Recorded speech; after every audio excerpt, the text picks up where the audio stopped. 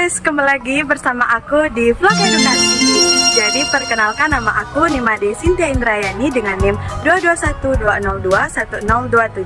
Nah teman-teman, pada video vlog kali ini tentunya aku nggak sendirian aja nih. Hari ini aku ditemani oleh salah satu rekan aku, yaitu...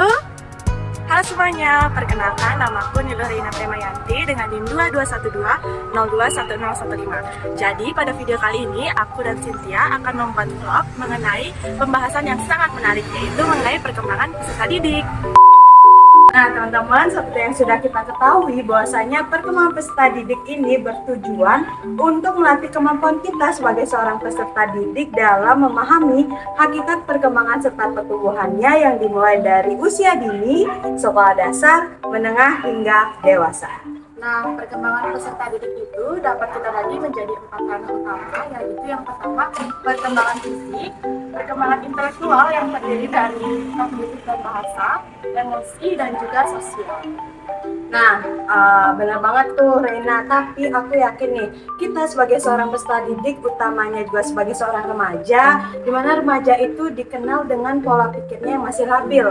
Tentunya pernah mengalami suatu problematika ataupun permasalahan-permasalahan, baik itu yang berhubungan dengan dirinya sendiri ataupun lingkungannya dalam ruang lingkup pendidikan, dan juga ketika mengikuti proses pembelajaran, di mana hal ini tentunya akan menghambat proses perkembangan serta penumbuhan kita sebagai seorang peserta didik. Dan aku yakin banget teman-teman di rumah yang saat ini sedang nonton vlog kita pasti juga pernah mengalami hal yang serupa.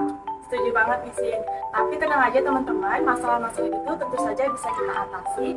Salah satunya dengan mengikuti kegiatan rutin yang ada di kampus yang dapat membantu proses perkembangan kita sebagai peserta didik.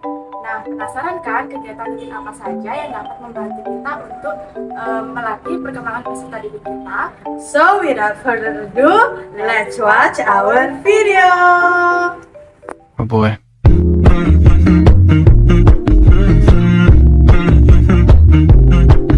Nah guys, kegiatan rutin di kampus yang dapat mendukung perkembangan peserta didik itu banyak sekali. Salah satunya seperti kegiatan yang saat ini sedang berlangsung di depan kita ya Reina. Ya, bener banget. Nah, kegiatannya itu adalah kegiatan training center. Penasaran kan sama kegiatannya? Yuk kita lihat bareng-bareng.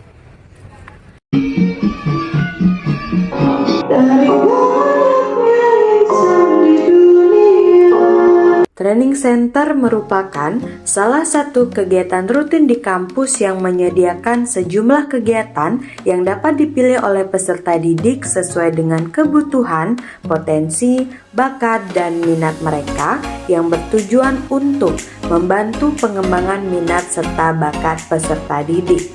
Diadakannya training center ini tentunya memberikan kesempatan bagi peserta didik untuk mengekspresikan diri secara bebas melalui kegiatan mandiri atau kelompok. Sama halnya dengan training center, kegiatan rutin di kampus lainnya yang juga dapat mendukung perkembangan peserta didik, yaitu kegiatan ajang kreativitas mahasiswa, tepatnya kegiatan Expo yang rutin diadakan setiap 1 tahun sekali dan merupakan salah satu rangkaian kegiatan HUT Fakultas Bahasa dan Seni. Kegiatan Expo ini juga merupakan kegiatan yang mampu mewadahi minat dan bakat peserta didik, karena pada kegiatan ini peserta didik diberikan kesempatan untuk menampilkan minat serta bakat yang mereka miliki. Sehingga kedua kegiatan ini, baik itu Training Center dan AKM Expo, tentunya mampu meningkatkan kemampuan afektif, kognitif, dan psikomotor peserta didik, juga dapat memperluas pengalaman bersosialisasi peserta didik, praktik keterampilan berkomunikasi, internalisasi nilai-nilai karakter, serta membantu pengembangan kesiapan karir peserta didik. Hai guys, jadi kita baru saja Kegiatan rutin di kampus selanjutnya yaitu Open Recruitment Kepanitiaan. Adanya Open Recruitment Kepanitiaan ini tentunya dapat memberikan kesempatan kepada peserta didik untuk dapat mengembangkan dirinya secara lebih luas. Bergabung ke dalam suatu kepanitiaan di kampus tentu akan memberikan pengalaman baru bagi para peserta didik, mengingat pengalaman juga merupakan salah satu faktor penting dalam proses perkembangan mereka. Pengalaman yang didapat nantinya akan berpengaruh pada proses terbentuknya konsep diri peserta didik, karena setiap pengalaman yang membekam di dalam diri peserta didik tersebut tentunya selalu meninggalkan kesan tersendiri yang kemudian akan dijadikan sebagai cermin bagi peserta didik tersebut dalam memberikan pandangan kepada dirinya. Pengalaman yang akan diperoleh dari mengikuti kepanitiaan cenderung kepada pengalaman-pengalaman yang positif, karena di sini peserta didik akan belajar ilmu baru, bertemu teman baru, mampu melatih kemampuan berkomunikasi, dan banyak lagi. Pengalaman-pengalaman positif yang diperoleh itu tentunya akan menciptakan pandangan bahwa dirinya adalah seseorang yang produktif, profitable, dan tentunya berguna bagi banyak orang. Sehingga nantinya ini akan membantu peserta didik dalam proses pembentukan konsep diri yang positif. Selanjutnya yaitu kegiatan membaca buku. Teman-teman, membaca buku ternyata memiliki manfaat yang sangat luar biasa loh. Dengan membaca buku, peserta didik dapat mengembangkan keterampilan berpikirnya, melatih penalaran juga pemecahan masalah. Membaca buku juga dapat meningkatkan kemampuannya untuk fokus, mengingat informasi, dan berpikir lebih kritis seiring bertambahnya usia. Sehingga kegiatan ini tentunya dapat mendukung kemampuan kognitif pada peserta didik, mengingat kemampuan kognitif adalah kemampuan yang akan sangat bermanfaat bagi peserta didik baik ketika mereka berada di luar maupun di dalam kelas. Kemampuan kognitif inilah yang nantinya akan membantu peserta didik untuk dapat memahami hubungan antara ide-ide, memahami proses sebab akibat, dan meningkatkan keterampilan analitis mereka. Kegiatan rutin di kampus lainnya yang juga dapat mendukung perkembangan peserta didik yaitu kegiatan presentasi di kelas. Kegiatan ini berfokus pada pengembangan kemampuan berbicara peserta didik dalam melakukan presentasi.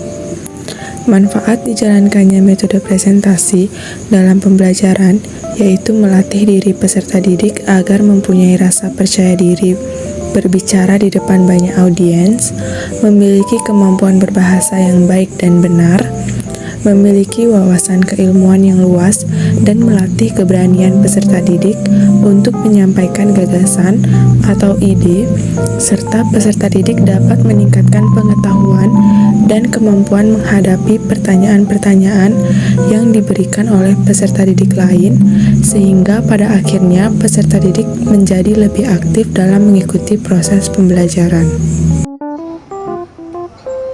Tidak hanya itu, kegiatan lainnya yang juga dapat mendukung perkembangan peserta didik adalah belajar bersama.